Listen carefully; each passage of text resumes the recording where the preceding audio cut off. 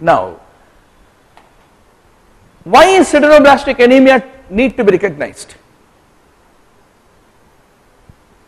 Because myelodysplastic syndromes also present with sideroblastic picture, that is the reason. Okay, what is myelodysplastic syndrome? See doctor, before getting cervical cancer, what will you find? Cervical dysplasia, agreed? Metaplasia, dysplasia, hyperplasia, differences मालूम है ना? Hyperplasia is not pre-malignant. Heart can hypertrophy. Metaplasia means if you are smoking, lungs are not expected to receive smoke. So they adapt to that smoking. So from a columnar epithelium they get converted into squamous. There is a metaplasia, squamous metaplasia. It is also not pre-malignant. But the moment the cells become abnormal, hyperchromatic nucleus, everything, then they are called dysplastic. Dysplastic is pre-malignant. Just like bronchogenic carcinoma has a dysplasia preceding it, cervical cancer has a dysplasia preceding it, you also have a dysplasia which is preceding the bone marrow cancer, myeloid cancer, that is called myelodysplasia. So even myelodysplastic syndromes also, if you take a bone marrow, you find ringed sideroblasts, agreed? So that is the reason we need to know whether it is a non-malignant sideroblastic state or a pre-malignant sideroblastic state. So what are the important acquired causes of sideroblastic anemia? You are going to not forget doctor, chloramphenicol, INH, alcohol, collagen vascular diseases and myelodysplastic syndromes is what need to be understood.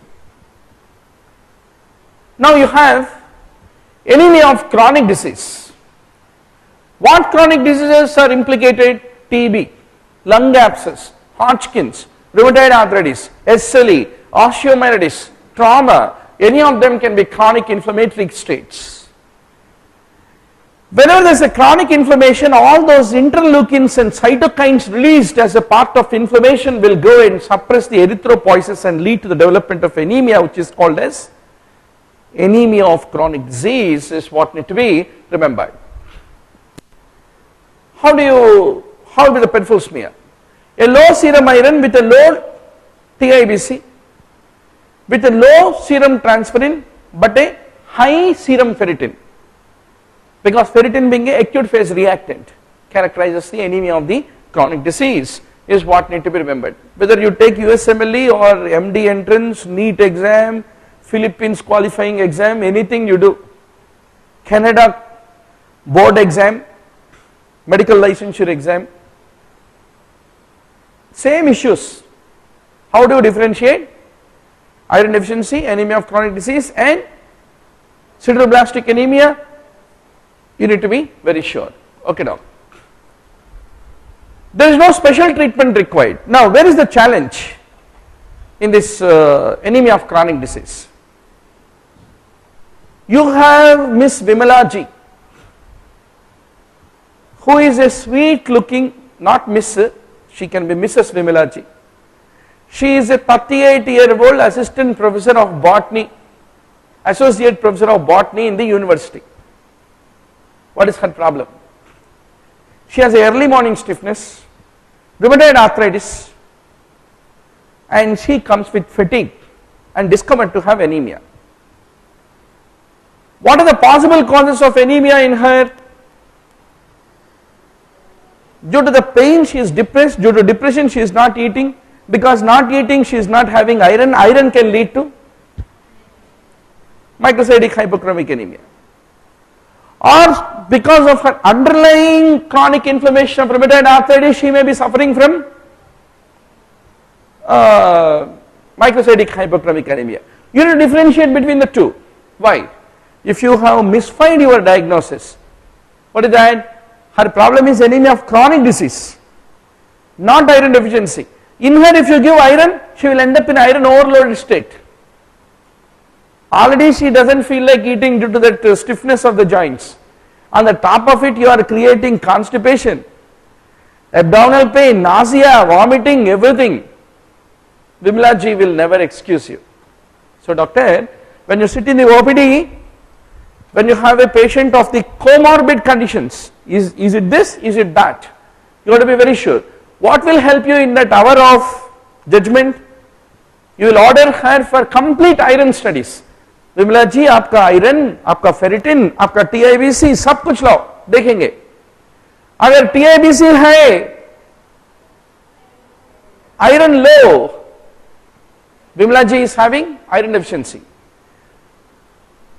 Iron is low, TIBC is low, ferritin is high, Vimla ji is having anemia of chronic disease. She doesn't need any special treatment. What she requires is only control of her inflammation is what need to be remembered.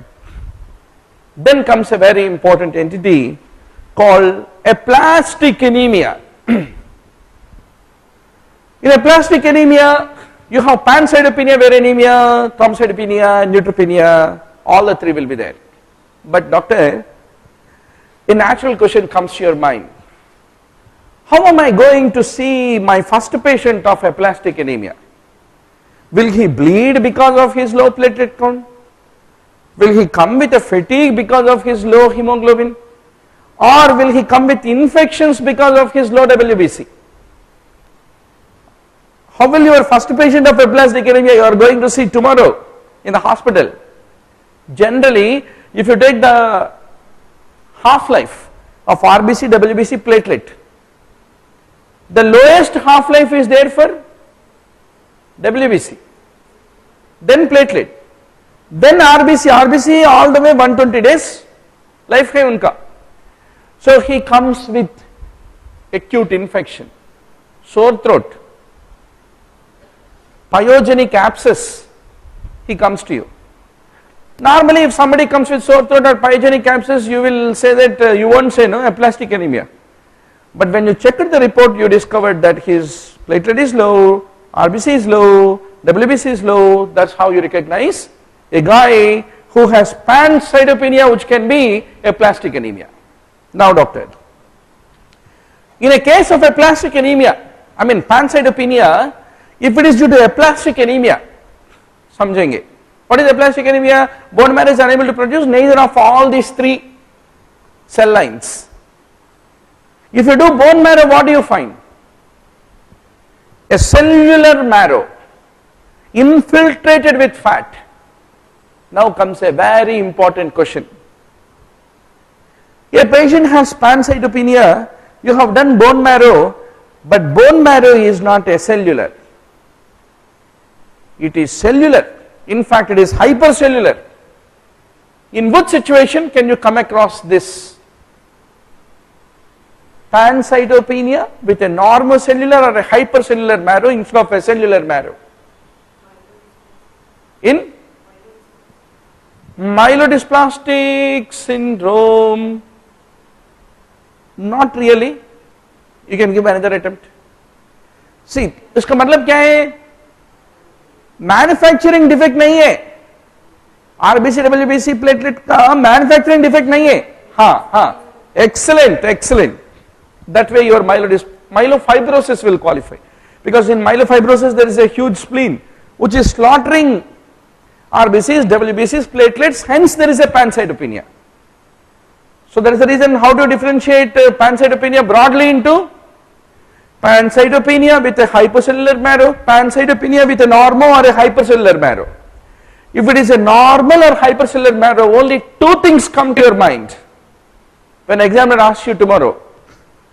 Splenomegaly, so that peripheral destruction of all three cells which are produced by the bone marrow is there, hence bone marrow is still cellular. Second, who is going to tell me? SLE, because in SLE there are autoantibodies against RBCs, WBCs, platelets, all the three cell lines. In them bone marrow is intact. Okay? So what are the two entities? Splenomegaly, SLE. Pancytopenia with a normal or a hypercellular marrow. Aplastic anemia is associated with pancytopenia with hypocellular marrow. is what you have to ultimately remember, doctor. Majority of cases aplastic anemia, no reason will be found.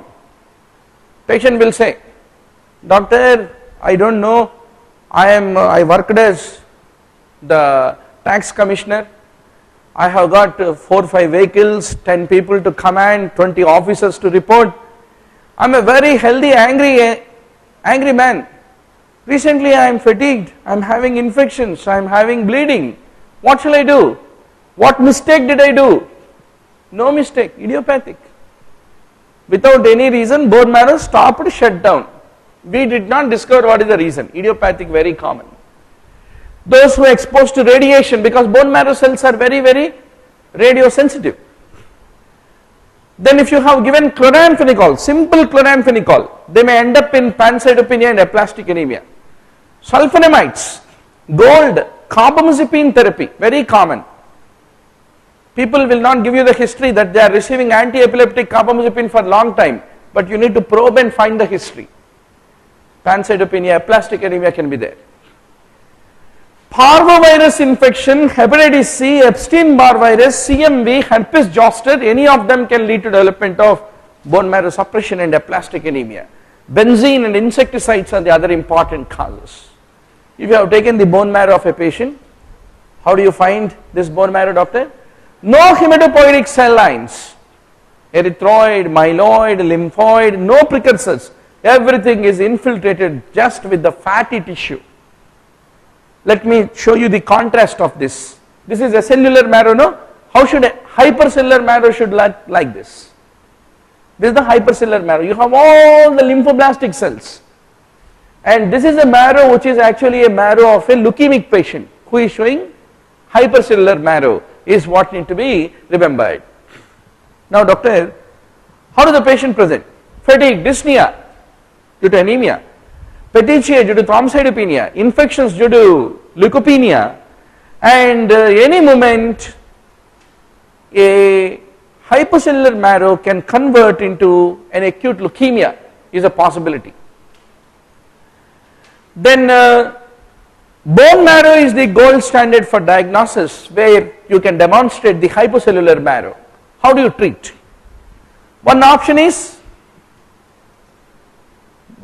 bone marrow transplantation is one option. Then anyway you need to give packed RBCs, platelets whenever required and try to treat the infection. That's the second thing. And sometimes there can be autoimmune reaction like as what you see in SLE, which can lead to development of all 3 cell lines being autoantibody killed. There you need to use immunosuppression if it is the underlying cause of the pancytopenia is what need to be remembered.